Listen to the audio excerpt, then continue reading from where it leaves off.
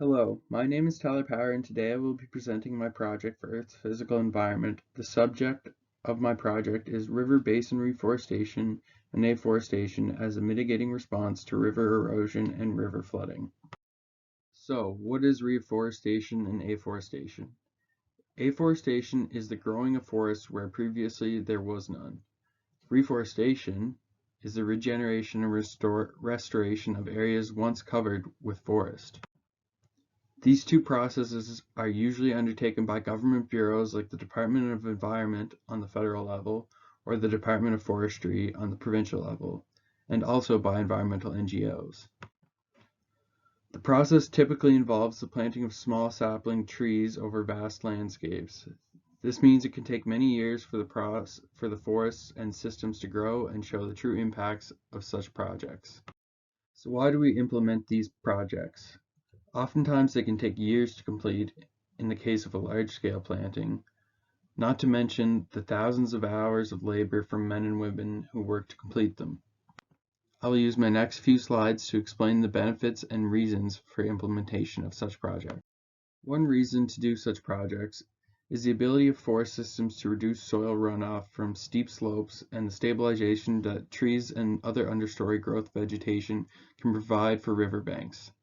This can be especially important in the areas around bridges or roads near steep riverbanks. As well, they also have positive effects for biodiversity within streams and rivers. Another reason for taking on projects of reforestation and afforestation is that they provide flood reduction. In a normal forest system, trees and other plants return large amounts of water to the atmosphere through the process of transpiration. When this is combined with the effects of evaporation, there's much less water rushing down towards a river.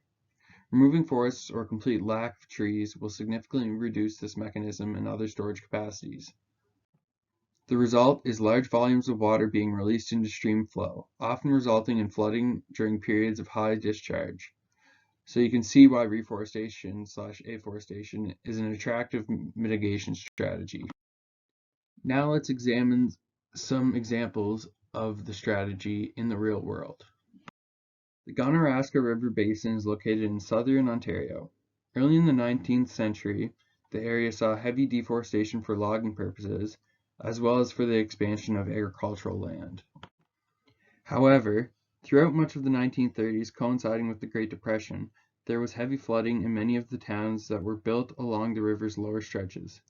None were more affected than the town of Port Hope, which is located just above the river's main discharge. In response, the provincial government began a reforestation plan beginning at the end of World War II. Government officials predicted decreased flood flows and increased summer low flows due to the increased interception of precipitation, greater infiltration and water retention in the forest soils, and reduced snowmelt and runoff rates, especially during spring snowmelt.